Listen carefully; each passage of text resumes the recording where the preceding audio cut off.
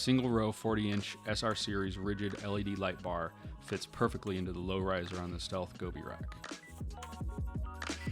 For lighting on the side and the rear of the 4Runner, we're going to be installing 2 pairs of SRQ rigid lights. Another pair of these lights are going to be mounted directly to the tubing on either side of the roof rack to be used as scene lights.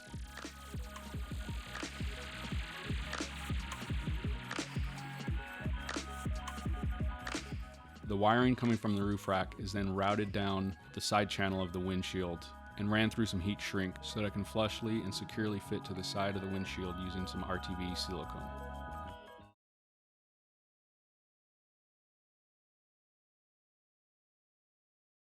We're going to be running everything into a trigger controller 6-shooter. Our 2 main light bars are going to be ran to the highest amperage fuses on the controller. A small bracket mounts the trigger controller to the inside of the inner fender using a pair of factory mounting holes. Once again, no drilling.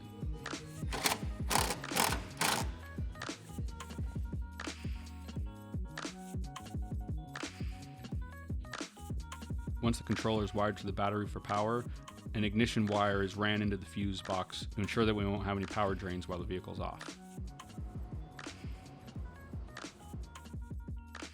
Now, rather than running a bunch of wires into the firewall to hook up to switches, the trigger controller uses RFID for its switch panel and can also be controlled using a Bluetooth phone app. We mounted the switch panel to the overhead console and tapped into the wiring to help power and charge the switch setup.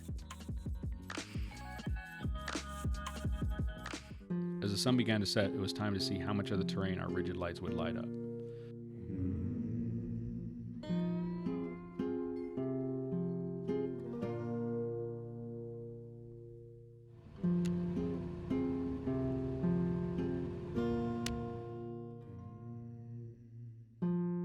Now, the trigger controller app can not only control the lights and any other electronics that you may have hooked up, but you can also dim the lights and even turn them into flashers in case of an emergency or just to mess with your friends.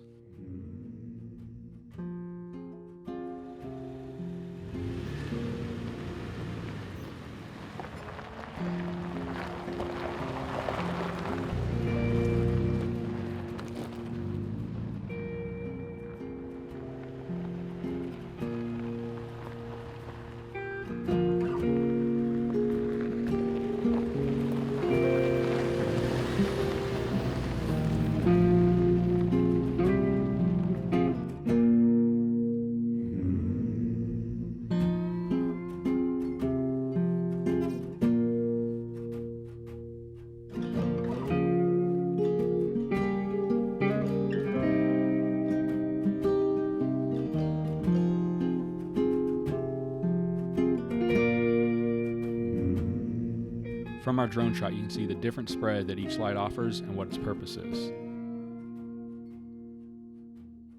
Using the 2 lights in combination gives you a wide spread and distance.